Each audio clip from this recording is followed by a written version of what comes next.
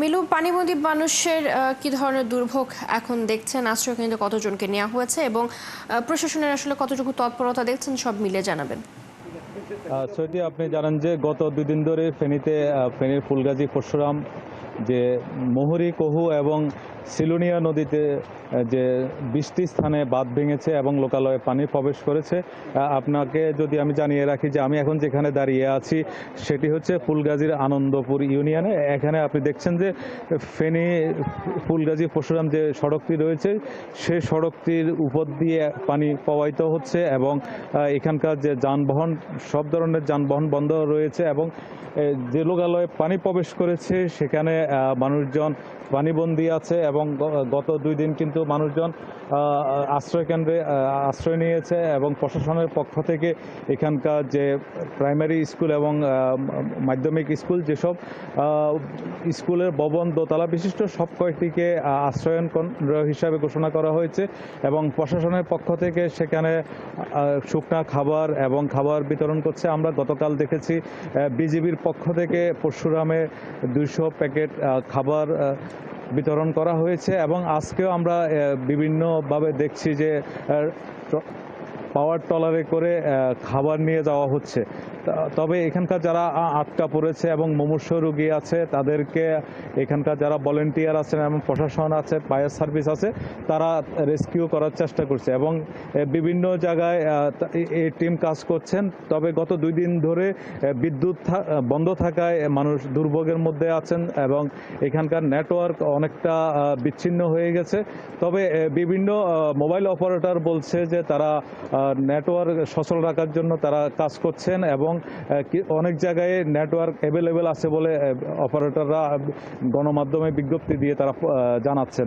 এবং এর বাইরে যে 20টি স্থানে যে ভাঙন দেখা দিয়েছে, পানি উন্নয়ন বোর্ডের সাথে কথা হয়েছে, তারা বলছে পানি নামার পরে মূলত তারা এই ভাঙন এলাকায় তারা কাজ করবেন। আজকের আবহাওয়া মিলু, ধন্যবাদ আপনাকে। আপনি রয়েছেন সেখানে, নিশ্চয়ই পরবর্তীতে আবারও আপনার সাথে আমরা যুক্ত হব। দর্শক, ফেনী থেকে যুক্ত ছিলেন আমাদের সহকর্মী জহিরুল হক মিলু।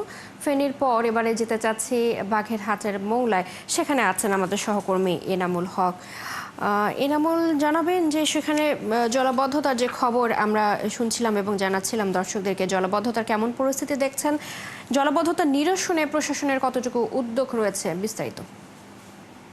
আমি এখন যেখানে দাঁড়িয়ে আছি এটা মোংলাপুর পৌরসভার 7 নম্বর ওয়ার্ডের মোংলা মহিলা কলেজের পাশের যে রাস্তাটি, আমি যদি আপনাকে দেখাই এটি রাস্তা নাকি খাল এটি দেখে কিন্তু বোঝার উপায় নেই।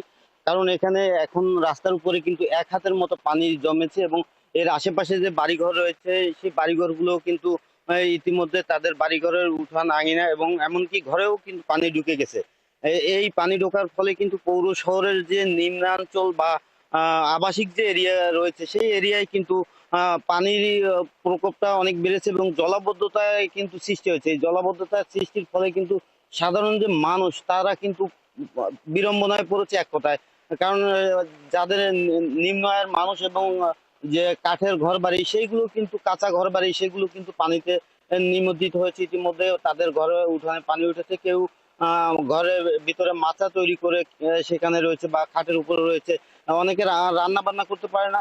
তো পৌর প্রশাসন আমাকে যেটি জানিয়েছে তারা কিন্তু এই পানি নিষ্কাশনের যে ব্যবস্থা সেটি করার জন্য সর্বোচ্চ চেষ্টা করছে। গতকালকে মোংলা উপজেলা নির্বাহী কর্মকর্তা শারমিন আক্তার সুমি তিনি কিন্তু বিভিন্ন এলাকা পরিদর্শন করেছেন এবং পৌরসভা থেকেও কিন্তু বিভিন্ন খাল এবং যে আপনার ড্রেনেজ ব্যবস্থা সেখানেও কিন্তু তারা বিভিন্ন ধরনের পানি নিষ্কাশনের ব্যবস্থা করেছে। তবে পৌরবাসীর যেটি অভিযোগ সেটি হলো পৌরসভা মোংলাপট পৌরসভা 1ম শ্রেণীর পৌরসভা হলেও এখানে কিন্তু সেই 1ম শ্রেণীর পৌরসভার যে মান সেটি কিন্তু নেই। কারণ অপর্যাপ্ত ড্রেন এবং অপরিকল্পিত ড্রেন, বিভিন্ন এলাকায় ড্রেন থাকলেও সেই ড্রেনগুলো কিন্তু বর্ষা মৌসুমের আগে পরিষ্কার করার কথা থাকলেও বা সেটি পরিষ্কার করে পানি নিষ্কাশনের ব্যবস্থা করা থাকলেও কিন্তু আমরা দেখেছি এবং এলাকাবাসী বা পৌরবাসী অভিযোগ করেছে যে পৌরসভা থেকে কিন্তু তেমন ব্যবস্থা নেওয়া হয়নি, যার ফলে কিন্তু এই জলাবদ্ধতা সৃষ্টি হয়েছে। এনামুল, আপনাকে ধন্যবাদ। আপনি রয়েছেন সেখানে, শুনছিলাম আপনার মাধ্যমে বাগেরহাটের মোংলা পৌরসভার যে জলাবদ্ধতার খবর। নিশ্চয়ই পরবর্তীতে আবারও আপনার সাথে আমরা যুক্ত হব। দর্শক, আমাদের সাথে বাগেরহাটের মোংলা থেকে যুক্ত ছিলেন সহকর্মী।